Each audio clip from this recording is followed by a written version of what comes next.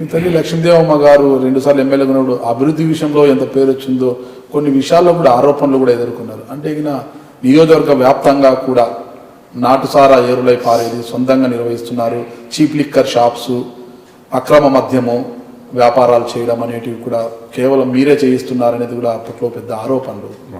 వీటి గురించి వాస్తవం అండి. అంటే అక్కడ ఉన్న పరిస్థితుల్లో ఆ రోజు లిక్కర్ షాప్స్ కానీ అవన్నీ తీసుకోవడం జరిగిందండి.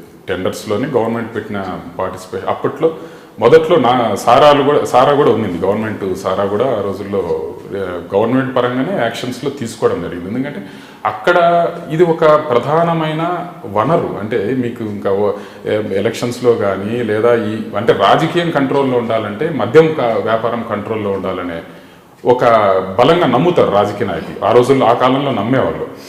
నమ్మిన తర్వాత వాళ్ళు వాటి కోసమని డెఫినెట్గా ఈ కార్యక్రమాలు గవర్నమెంట్ నుంచి తీసుకోవడం జరిగింది. మేము గవర్నమెంట్లో యాక్షన్లో ఆ రోజు మదర్ కానీ వీళ్ళంతా తీసుకోవడం జరిగింది.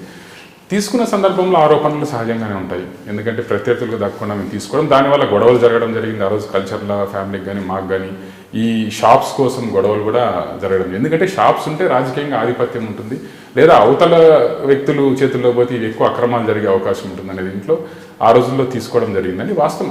ఆ క్రమంలో వచ్చిన ఆరోపణలు ఇవన్నీ తప్ప ఇవేవి వాస్తవాలు కాదు. నేను ఎమ్మెల్యే అయిన తర్వాత నేను వ్యక్తిగతంగా ఇలాంటి వ్యాపారాలకు కానీ వీటికి నేను చాలా దూరం. నేను వ్యక్తిగతంగా నేను డ్రింక్ కూడా చేయను.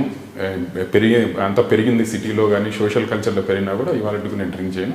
నాకు వ్యక్తిగతంగా వ్యాపారాలు కూడా ఇష్టం ఉండదు. నేను ఎమ్మెల్యే అయిన తర్వాత స్లోగా వాటిని తగ్గిస్తూ, అంటే స్టేట్ మొత్తం, అంటే అప్పుడు నేను ఎమ్మెల్యే అయిన తర్వాత కూడా కొన్ని రోజుల పాటు మద్యం షాప్స్ నా చేతుల్లోనే ఉండేవి. రాష్ట్ర వ్యాప్తంగా ఆ రోజుల్లో 10 రూపాయలు, 20 రూపాయలు, 30 రూపాయలు ఎక్స్ట్రా ఒక బాటిల్ మీద అమ్ముతున్నప్పటికీ మా చేతుల్లో ఉన్న షాప్స్లో బోర్డ్స్ పెట్టి నెంబర్స్ రాసి ఎంఆర్పి రేట్స్కే కంపల్సరీగా గవర్నమెంట్ ఏదైతే చెప్పిందో ఆ రేట్స్కి ఇంప్లిమెంట్ చేయాలని. అంటే ఒక్కసారిగా నేను పాలిటిక్స్లో ఎంటర్ అయిన తర్వాత ఎన్నో ఏళ్ళుగా వస్తున్న ఈ సాంప్రదాయాలను స్లోగా తెంచాలి, ఒకసారిగా తెంచకూడదు. దాంట్లో భాగంగా స్లోగా వాటిని కనీసం పేదలకు ఎక్కువ ధర కన్నా లేకుండా చేయాలని చెప్పి ఎంఆర్పి రేట్స్ కావడం, తర్వాత స్లోగా కంప్లీట్గా కట్ చేయడం జరిగింది. మాకు అంటే ఈ రాజకీయం కోసం మద్యం వ్యాపారం చేయడం కరెక్ట్ కాదు. ప్రజల అభిమానంతో మనం ఓట్లు సంపాదించుకోవాలి, ప్రజల కోసం పనిచేసి సంపాదించాలి. మనం కొన్ని కారణాల వల్ల ఈ మద్యం వ్యాపారం మధ్యలో టేకప్ చేయాల్సి వచ్చింది. కాబట్టి నేను ఎమ్మెల్యే అయిన తర్వాత కంప్లీట్గా వాటిని కట్ చేయడం జరిగింది. నేను కనీసం అంటే ఒక 4-5 సంవత్సరాల క్రితం నుంచి మాకు ఎలాంటి ఇది లేదు. ఉన్నమాట వాస్తవం, ఇప్పుడు కట్ చేసిన మాట కూడా వాస్తవం. ఇక్కడ మద్యం షాపులు అనేదే కదా, మద్యం షాపులు తీసుకున్నారు, మద్యం షాపుల ఆరోపణలు కదా, మద్యం షాపుల మాటన చీప్ లిక్కర్ మీరే తయారు చేసి అమ్మించేవారు. ఇతర ప్రాంతాల నుంచి కూడా ఇబ్బడి ముబ్బడిగా చీప్ లిక్కర్ దింపుకొని మీరే కొంత కూడా నాటుసారాయిలో రంగులు కలిపి కూడా చీప్ లిక్కర్గా అమ్మేవాళ్ళు అనేది ప్రధానమైన ఆరోపణ. లేదండి, బట్ ఆ రోజుల్లో చీప్ లిక్కర్ కానీ ఇంకోటి కానీ విపరీతంగా ఉండేది. ఎందుకంటే కర్ణాటకకు బార్డర్ మా కాన్స్టిట్యున్సీ, ఆ బార్డర్ కాన్స్టిట్యున్సీ కాబట్టి విపరీతంగా కర్ణాటక నుంచి చీప్ లిక్కర్ కానీ ఇవన్నీ ఆ రోజుల్లో విచ్చలవిడిగా ఉండేటివి. అది ఒకరు కేంద్రీకృతంగా చేసింది కాదు, అది ఓవరాల్గా ఉన్నింది.